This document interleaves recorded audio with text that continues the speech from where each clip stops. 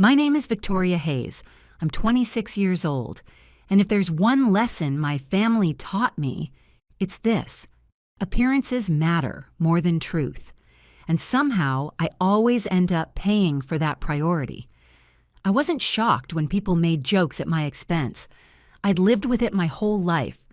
The whispered comments behind cupped hands at family gatherings, the sideways glances when I walked into a room, the looks that screamed, "Why can't you just be normal like everyone else?" The subtle comparisons to my sister that always left me on the losing side.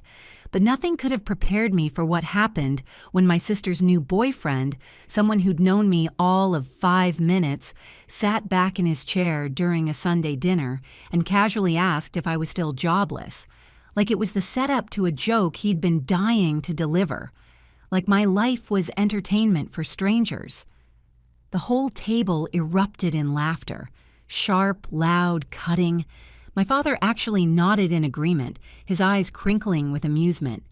My mother's laugh was highest, most performative, as if she wanted to prove she was in on the joke. My sister covered her mouth, but her shoulders shook with suppressed giggles. For a split second, I almost did what I always did: swallow it. Let it pass. Pretend the words didn't cut straight through me like they always had. Pretend I was fine being the family punchline. But here's the thing about being humiliated. Sometimes it lands at exactly the moment you're done pretending you can't feel it. Sometimes you've absorbed so many small cruelties that one more finally breaks something open inside you. Not in a dramatic way, in a quiet, permanent way. And sometimes the person who thinks he's got the world figured out accidentally reveals more about himself than he ever intended. Sometimes arrogance makes people careless. Sometimes they talk too much, share too many details, mention things they shouldn't. Because while Marcus kept talking, riding the wave of laughter he'd created, acting like he understood everything better than I ever could, he mentioned something odd. Something that didn't quite fit the narrative he was building. Something that snagged in my mind like a loose thread. Something he never should have said in front of me. I didn't confront him that night, didn't raise my voice or start an argument or defend myself the way part of me desperately wanted to. I just watched, studied his face, noted the easy confidence, the practiced charm, the way my family hung on his every word.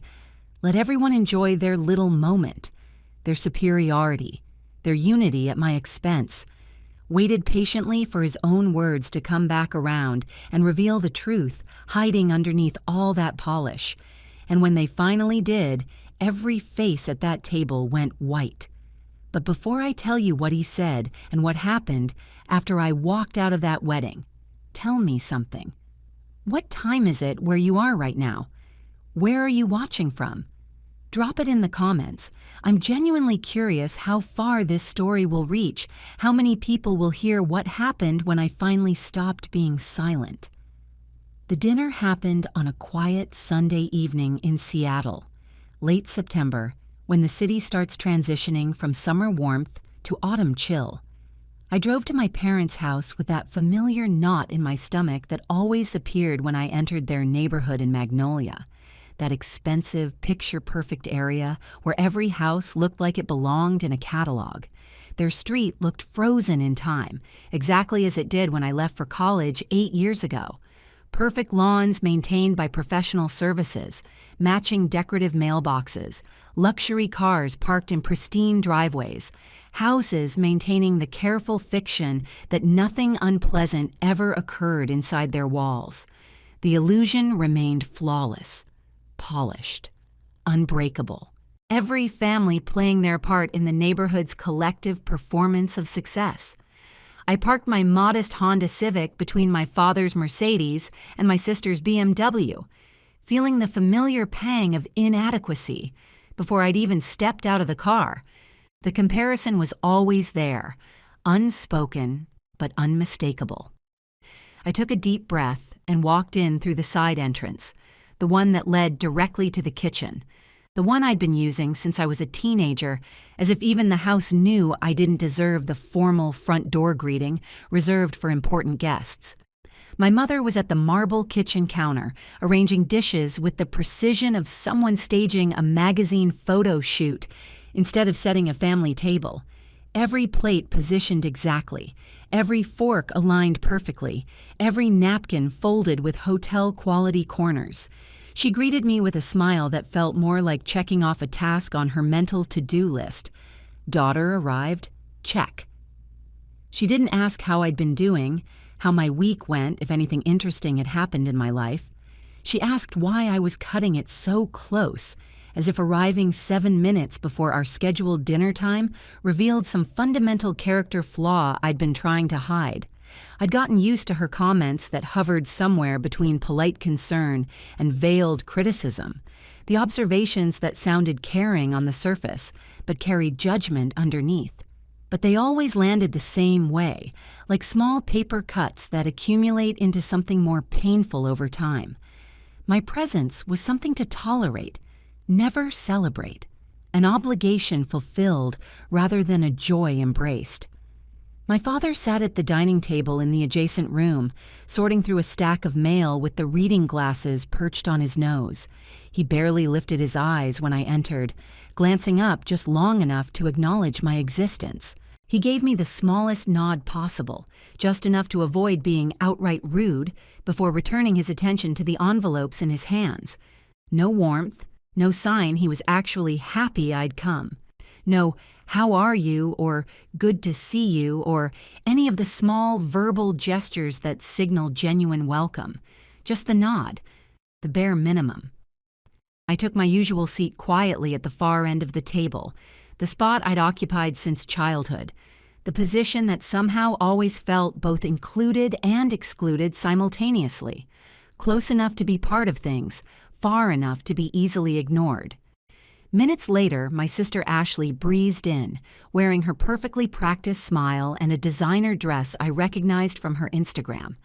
She moved through the room like someone accustomed to being the center of attention, her presence shifting the energy immediately. Following closely behind her was her boyfriend, Marcus Bennett, the man who'd turned their entire world into his personal stage over the past 4 months. It was my first time seeing him in a full family setting, though I'd heard plenty about him through my mother's enthusiastic phone updates. Ashley's new boyfriend is so impressive. He works in investment consulting. He knows all the right people. He's exactly the kind of man we always hoped she'd find. Marcus moved with confidence that felt rehearsed rather than natural, like an actor who'd practiced his blocking. Everything about him seemed calculated. The way he shook my father's hand with exactly the right firmness. The way he complimented my mother's cooking before he'd even tasted it. The way he touched my sister's lower back possessively while smiling at everyone else. He was auditioning for a role he already knew he'd get, and my parents were the enthusiastic audience giving him a standing ovation before the performance even began. My parents practically glowed when he entered. Their postures straightened like someone had pulled invisible strings. Their expressions brightened with genuine warmth I rarely saw directed at me. My mother actually giggled at something mundane he said about traffic on the 520 bridge. I didn't need anyone to explain it. Marcus was exactly the type of person they wanted to claim as family. Polished, confident, successful, or at least performing success convincingly. The kind of person who made them look good by association. We sat down and conversation flowed around me, not with me. I'd learned long ago that my role at these dinners was to be present, but not prominent, to fill a seat without taking up too much space. I listened as my mother asked Marcus about his week with the kind of genuine interest she never showed in my life. She laughed too hard at his boring stories about client meetings and lunch appointments, stories that wouldn't have been interesting if anyone else told them, but somehow became fascinating because they came from him. My father encouraged him to talk more about his work, nodding along like he understood every detail of Marcus's vague descriptions of investment consulting and strategic portfolio management, terms that sounded impressive but said almost nothing concrete. My sister beamed, pleased that Marcus naturally commanded attention without trying, or rather, pleased that his performance of effortless charm was working exactly as intended. They were all performing in a play I didn't know the script to, and I had zero interest in auditioning for a role I'd never be cast in anyway. I kept my head down and focused on eating, but the atmosphere was impossible to ignore. The way conversations flowed easily between Marcus and my parents. The way they leaned in when he spoke. The way they asked follow-up questions that showed genuine engagement rather than polite obligation. My mother kept glancing at me periodically, checking if I planned to contribute anything impressive to the conversation. Anything that might elevate me from family disappointment to acceptable daughter, even temporarily. My father seemed relieved every time I stayed quiet, as if my silence meant I couldn't embarrass him with whatever inadequate observations I might offer. The dynamic wasn't new. I'd lived with it for 26 years, but that night it felt sharper somehow, more pronounced, like everyone had agreed beforehand that I shouldn't disturb the perfect picture they were creating. The picture of the successful family with the accomplished daughter dating the impressive boyfriend. A picture that required me to fade into the background. It didn't take long for attention to shift toward me anyway. It always did eventually. Not out of curiosity about my actual life, out of habit, out of the family's need to maintain their narrative about me. My family had this way of examining me under the pretense of conversation, fishing for updates that confirmed their assumptions. They measured success in the simplest, most conventional terms, job titles that sounded important, promotions that came with visible perks, salaries that allowed for luxury purchases, achievements they could casually mention at parties to prove their children were successful. Anything outside that narrow definition was considered failure, and I'd been failing by their standards for years. Freelance writing didn't count as a real job in their eyes, even though I made enough to support myself. Working from home meant I was unemployed in their narrative. Not having a title like director or senior manager meant I lacked ambition. So when the moment arrived, it came quietly but predictably. Marcus turned toward me with that look I'd seen countless times before on countless people's faces. The look of someone who thinks they've figured you out after 2 minutes of observation. The look that says, "I know exactly what your problem is." He asked casually about my work, his tone light and friendly on the surface. "So Victoria, what are you up to these days? Still doing the freelance thing?" The way he said freelance thing made it sound like a hobby rather than a career, like something people did while waiting for real employment to come along. His tone was almost friendly, but underneath was something else, a calculation, an expectation that I'd provide an answer, confirming whatever narrative he'd already constructed about me in his mind. I answered simply, offering nothing extra. Yes, still writing. Staying busy. And I watched his expression shift in subtle ways, a flicker of disappointment that I hadn't given him more ammunition, a slight adjustment of his smile into something more condescending. My mother shifted uncomfortably in her seat, her wine glass pausing halfway to her lips. My father's jaw tensed almost imperceptibly. They didn't speak, but their body language underlined their discomfort perfectly. My sister avoided eye contact, suddenly fascinated by the pattern on her fork. The air grew heavier, not because of what I said, but because of what they imagined it meant. What my simple, honest answer represented in their worldview. Proof that I was still the disappointing daughter, still the one who hadn't figured out how to be successful by their standards. Marcus took the mood shift as his cue, like a predator sensing weakness. He leaned back slightly in his chair, assuming a more relaxed posture while studying me with practiced ease. Then he started talking about his latest projects, his work, his connections, weaving it all together in a masterful performance that positioned him as impressive, accomplished, enviable. The kind of person who'd figured out how to succeed in ways I apparently couldn't grasp. He mentioned meetings with important clients whose names I vaguely recognized, discussed investment strategies using terms that sounded technical and authoritative, described his role in various projects with just enough detail to sound credible, but not enough to be verifiable. My family absorbed every word like gospel, each sentence confirming he was everything they wanted, everything I wasn't. My mother asked questions that let him elaborate further. My father made approving sounds. My sister touched his arm affectionately, proud to be dating someone so clearly superior. I sat still, watching, listening, waiting. Nothing dramatic happened in that moment. No shouting, no arguments, no confrontation. But I was cataloging everything he said, every organization he mentioned, every project he described, every detail that formed his impressive narrative. And something was beginning to feel off in ways I couldn't quite articulate yet. The mood shifted as the evening grew quieter. Dinner plates were cleared. Coffee was offered. The lighting seemed to soften as the sun set completely outside the large bay windows. It felt almost choreographed, like we'd finally reached the scene everyone had been waiting for, the scene where Marcus would really shine. Conversation drifted into that comfortable post-meal territory. Plates were emptied. Laughter softened into warm background noise, the kind of moment where families bond over shared contentment. That's when Marcus leaned forward slightly, scanning the room with satisfied ease. His moment had arrived. Time to take center stage again. I recognized the rhythm.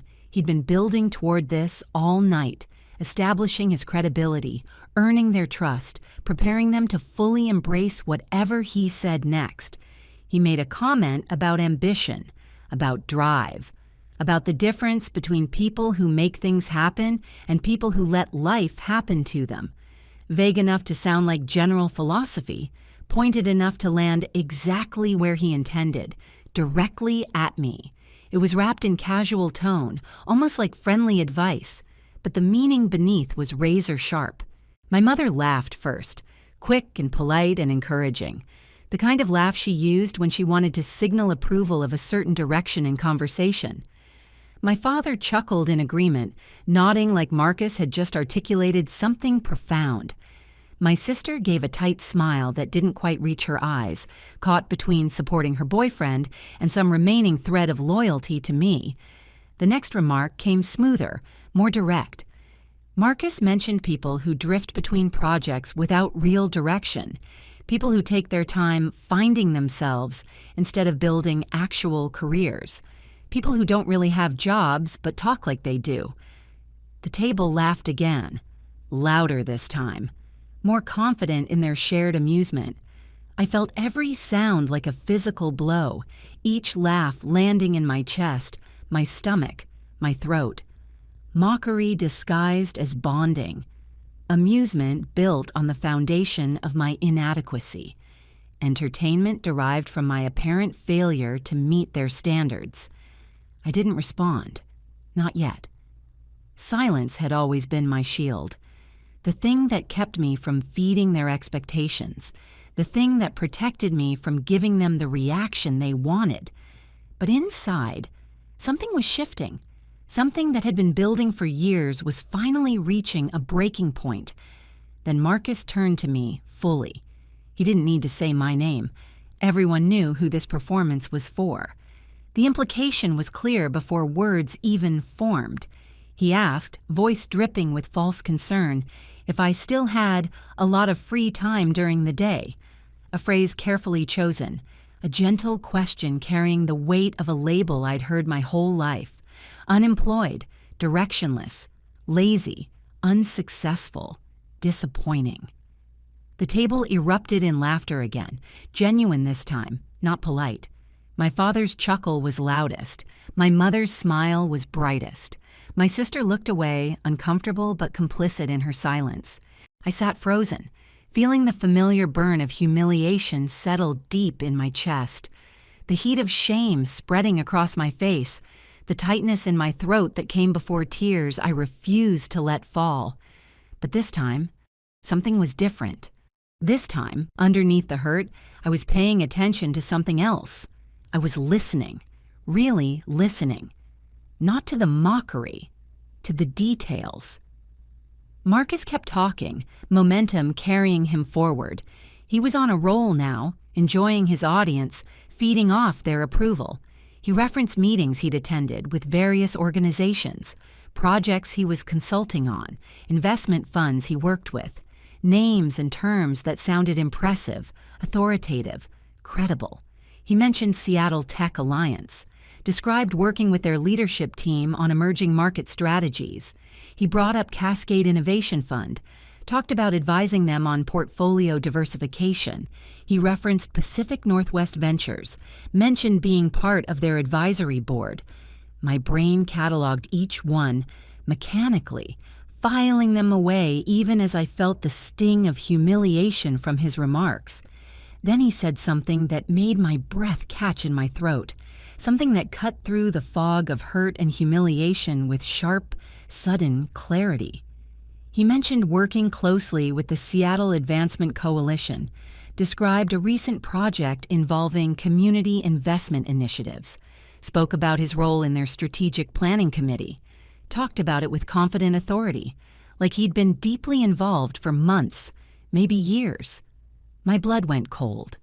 My blood went cold. I knew that organization. I'd researched it extensively 2 years ago for a freelance article about nonprofit funding in the Pacific Northwest. I'd interviewed 3 of their former board members. I'd read through their entire history, their mission statements, their project reports. And I knew with absolute certainty that the Seattle Advancement Coalition had been dissolved 18 months before this dinner. The organization didn't exist anymore, hadn't existed for over a year and a half. Their website had been archived, their social media accounts had been shut down, their remaining funds had been distributed to other nonprofits when they closed their doors in March 2 years ago. There was no recent project, no strategic planning. Months later, the organization you claim to work with currently active? Silence. Guests nearby had started noticing the tension. Conversations were dimming. People were turning to look. My parents appeared at Ashley's side, faces shifting from confusion to alarm. "What's going on?" my mother demanded. "Victoria, what are you doing?" "Showing Ashley who she married," I replied simply. "Everything in that folder is publicly verified. Court records, business registrations, employment history, all of it documented and checkable." My father grabbed the folder from Ashley's trembling hands and started reading. His expression went from irritation to shock to fury in the span of 30 seconds. "This says you don't work in investment consulting," he said to Marcus, voice dangerous. "This says you sell cars." "I do consulting on the side," Marcus started. "This says you have multiple small claims judgments against you for fraud." My father's voice was rising now, lawyer instincts kicking in. "This says you created a fake company and collected money from people." Other guests were definitely watching now. The music had stopped, the happy celebration mood evaporating like morning fog. Marcus's composure cracked visibly, the smooth confidence replaced by barely concealed panic. "Those are misunderstandings. Investments don't always work out. That doesn't make it fraud." "The Seattle Advancement Coalition has been dissolved for 18 months, I said clearly, loud enough for nearby tables to hear. "But you described working with them at our family dinner like it was current. That's not a misunderstanding. That's a lie." Ashley was crying now, mascara starting to run, the perfect bridal makeup dissolving. "Is any of it true? Any of what you told us?" Marcus reached for her. "Ashley, please, we can talk about this privately." She jerked away from his touch. "Answer me. Did you lie about your job? About the organizations you work with? About everything?" He didn't answer. Just stood there, the character he'd been playing for months, falling apart in real time. My mother looked at me with pure venom. "You're ruining your sister's wedding day. Your own sister's wedding." "No," I said calmly. "I'm trying to prevent her from ruining her life," which you would have seen if any of you had bothered to do basic fact-checking instead of being impressed by nice suits and confident lies. "You're jealous," my mother hissed. You've always been jealous of Ashley, and you couldn't stand seeing her happy. Read the folder, Mom. Actually read it. Every page is documented. Public records, court filings, people he scammed. It's all there, all verifiable. I didn't make up anything. My father was still reading, his expression growing darker. He looked up at Marcus with the kind of cold fury I'd rarely seen. Get out. Mr. Hayes, if we could just discuss this rationally. Get out of this venue, now, before I call the police and show them these fraud complaints. The room had gone completely silent. Over 100 guests watching the implosion of what was supposed to be a perfect celebration. Marcus looked around wildly, seeing only accusatory faces. His performance had failed. The facade had crumbled. Everyone could see what I'd seen from the beginning. He left, actually ran, through the crowd of shocked guests, out the door, into the parking lot. Ashley stood frozen in her wedding dress, holding the folder, sobbing. My mother rushed to her side, shooting me looks of pure hatred. But my father was still reading, and something in his expression had changed. "This is from the King County Clerk's office," he said slowly. "These are real court cases. These complaints, some of these people lost thousands of dollars." He looked at me differently then, not with warmth or approval or love, but with something closer to respect, or maybe just recognition that I'd been right when everyone else had been wrong. "How long have you known?" he asked. "Since the first dinner he came to, when he mentioned working with an organization I knew had been dissolved. I spent months verifying everything before today." "And you didn't say anything?" "Would you have believed me?" I asked quietly. "Would any of you have believed me if I'd come to you with concerns about Perfect Marcus?" He didn't answer. He didn't have to. We both knew the truth. I turned to leave. My job was done. The truth was out. What happened next wasn't my responsibility, but Ashley's voice stopped me. "Wait." I turned back. She was looking at me with an expression I'd never seen before. Not anger, not blame. Something more complicated. "You knew this whole time," she said, "and you still came to the wedding." "I came to stop you from legally tying yourself to a con artist," I replied. "I came because despite everything, you're still my sister." "I don't understand.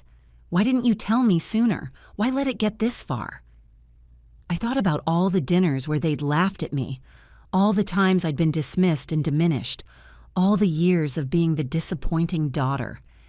"Because sometimes people need to see the truth themselves," I said finally, "and sometimes the only way to make them see it is to wait until they can't look away." I walked out of the reception hall, leaving behind the chaos, the crying, the collapse of their perfect image.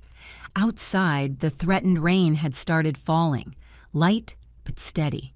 I stood in it for a moment, letting it wash over me, feeling lighter than I had in months. My phone buzzed. Text from Alex. "Did you do it?" "Yeah, it's done." "How do you feel?" I thought about that, standing in the rain outside a ruined wedding, having just destroyed my sister's marriage before it could even begin, having confirmed to my family that I was exactly the troublemaker they'd always believed me to be. "Free," I typed back.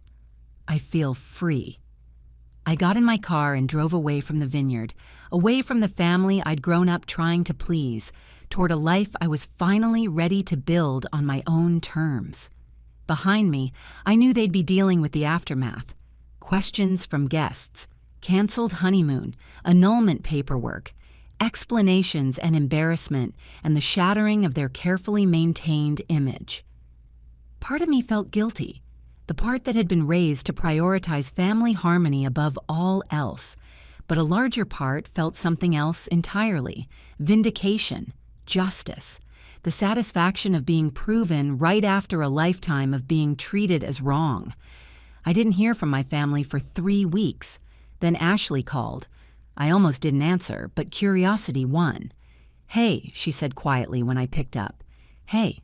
Silence for a long moment. "The marriage was annulled," she finally said. "We filed the day after the wedding. It'll be official in a few weeks." "I'm sorry." "No, you're not." "I'm sorry you got hurt," I amended. "I'm not sorry I stopped you from marrying a con artist." More silence. "I found more," she said. "After you left, I started digging myself, found 2 more women he'd dated seriously, both wealthy. Both ended things when they discovered he was lying about his job." I'm not surprised.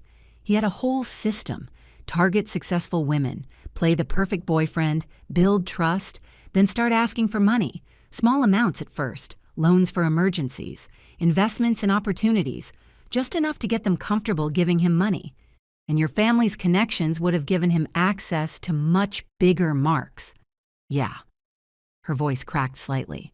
I was so stupid. You weren't stupid. He was good at what he did, and Mom and Dad made it easy by being so eager to believe in him. Another long pause. "They're blaming you," she said finally, "for ruining the wedding instead of coming to us privately." "I know. They're saying you were vindictive, that you enjoyed humiliating us. What do you think?" She was quiet for so long I thought she might have hung up. "I think you saved me from making the worst mistake of my life," she whispered. "And I don't know how to thank you for that without admitting how badly I treated you for years." I felt something loosen in my chest. Not forgiveness exactly, but maybe the beginning of it. "You could start by stopping the treatment," I suggested. "Yeah, I could do that." We hung up shortly after. I didn't know if things between us would change, didn't know if this crisis would bring actual understanding or just add another layer to our complicated history. But for the first time in my life, I wasn't waiting for them to see my worth.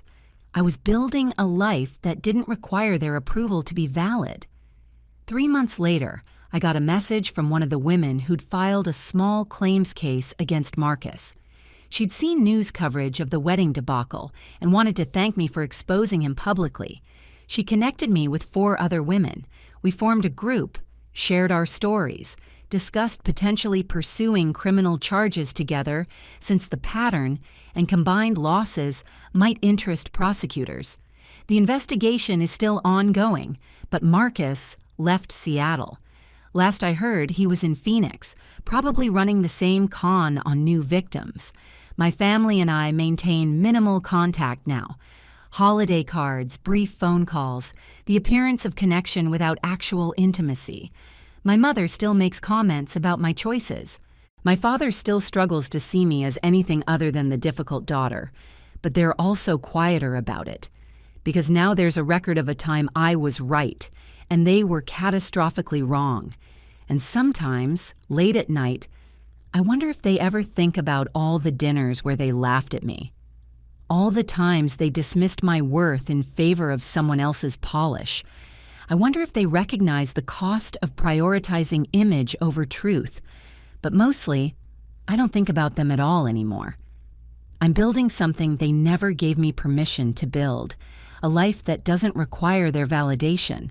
And I'm doing it in a city I love, in a career I created, surrounded by people who see me for who I actually am rather than who they need me to be.